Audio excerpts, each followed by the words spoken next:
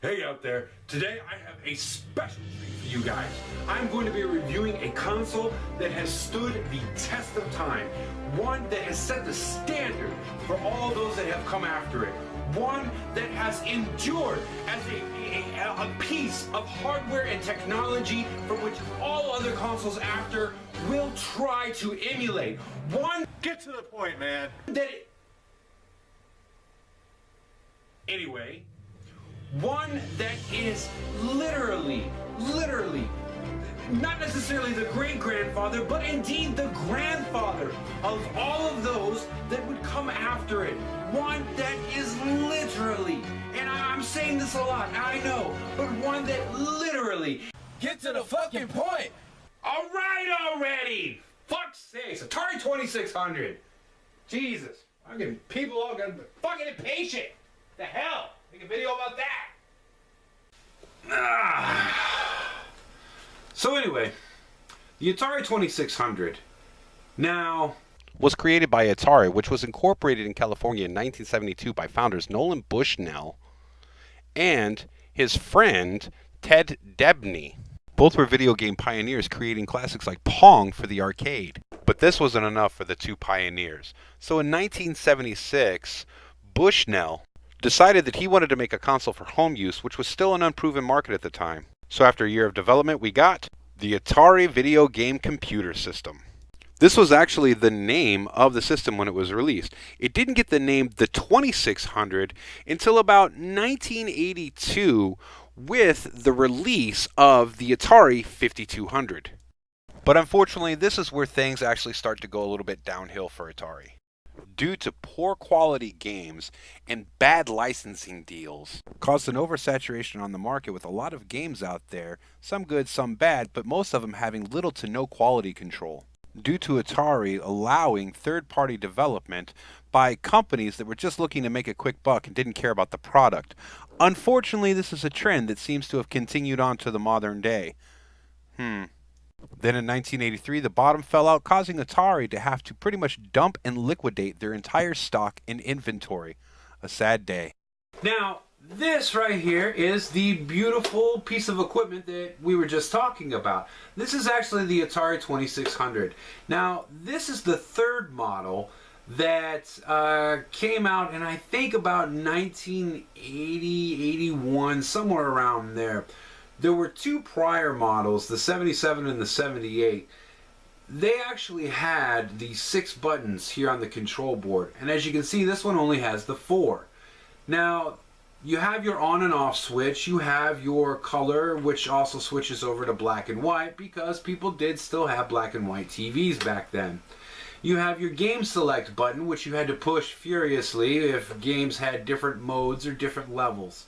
And then, of course, you have your reset button, which usually this is what you hit to start the game. Most of the games, when you kick them on, they actually start up in a kind of a pre-play or a, I guess, wait mode to show you what level it is. You hit the reset button and it go ahead and it'll start the game. Now, the two buttons that it's actually missing are the difficulty switches. Those have been moved around here to the back. You have the left difficulty switch right here, which is for the left controller. That's the first person. You have the second difficulty switch that can be switched as well between A and B. This is for the right controller. That's the second player. I'm not really sure why Atari went for the whole put the controller ports on the back, but you wind up losing a little bit of the cord length. Now, the other thing about the Atari that was awesome was its controller in its own right. And here it is. This is the fabulous original Atari controller. And this boy is original. I got 2 of these. Now, I loved it. A lot of people complained that they didn't like using the Atari joystick. And I thought it was excellent, honestly. You know, I didn't mind the stiff, hard control of the joystick. That really doesn't sound right. Anyway, you got the button right here. This is your action button. This is your play button, okay? This shoots and pretty much shoots. Because most Atari games were a shooter of some sort. Space shooters. They loved space because it was easy to build shit for.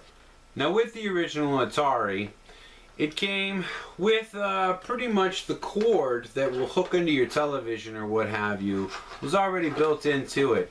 Now it did hook up to an RF box. The original RF switch box for the Atari had these two prongs on it. These came standard with the system. Now, on the back of the old televisions where the antenna screwed into, that's what those prongs screwed onto. And you had to switch them back and forth between the TV and the actual RF antenna box. Now, I don't have one of those. What I've got are these. Coaxial cable and a modern RF box. Now, the modern RF box is actually pretty important. This one was actually meant for a PSX. It's a third-party brand, I do believe. But it has the most essential point. It actually has the 2 TV port right there, which the part for the Atari hooks right into. And it's also got the female end for the coaxial. The other component for the Atari that you're going to need, and it hooks right into here, is your power box. Now, the power box is pretty essential. Now, okay, now let's take a comparison. Right here this is the cable that hooks into the TV. All right, pretty standard stuff, not too bad. This is actually the length of the power cord. I mean, this thing is freaking long. What the hell? I mean, it almost seems like people would have just been plugging this thing into other rooms or maybe even other houses. I don't know. I can kind of see where Atari was going with this, because back in the day, a lot of people, the houses, they didn't have outlets in almost every single room like we do today, where there are multiple outlets in almost every wall and every corner. A lot of the older houses, you had maybe 1 or 2 outlets in a room. And you were lucky if you didn't have everything already hooked up into those outlets. So I can see where they were trying to give themselves a little bit of leeway in case you had to stretch it somewhere else into the house or somewhere else into a larger room. That's fine. So I guess kudos to Atari for that one, for thinking ahead. So now that we've got everything we need, let's hook this classic piece of hardware up.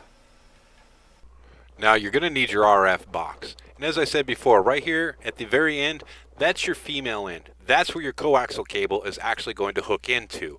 Very simple, just put it on there and screw it on. Now you take the output cord for the Atari and plug it right into the 2 TV input, right there.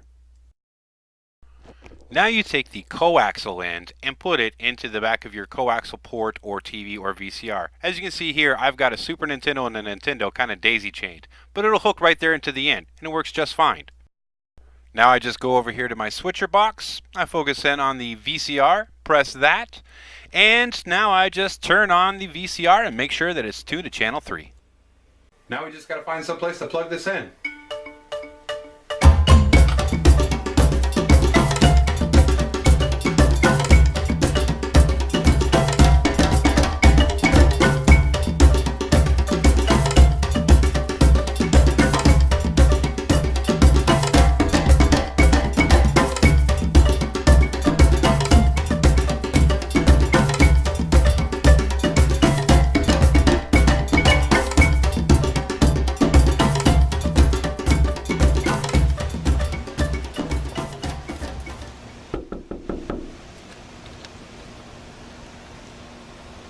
Really? Playing Atari again? But I'm all out of outlets.